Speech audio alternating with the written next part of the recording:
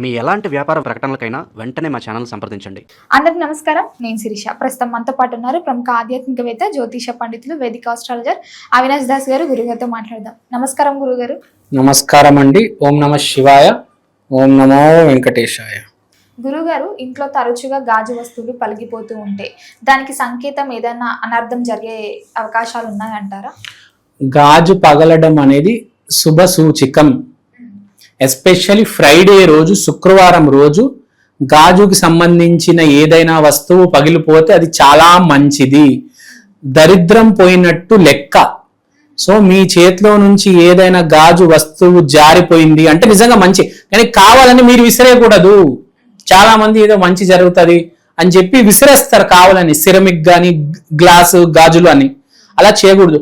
Natural గా normal గా Friday రోజు ఇరిగితే మీ ఇంట్లో ధనలక్ష్మి రాబోతుంది. సోమవారం రోజు ఒకవేళ ఇరిగితే అన్నపూర్ణ లక్ష్మి రాబోతుంది. సో అలా మనకు గజలక్ష్మి, ధైర్యలక్ష్మి, రకరకాల లక్ష్ములు ఉంటారు.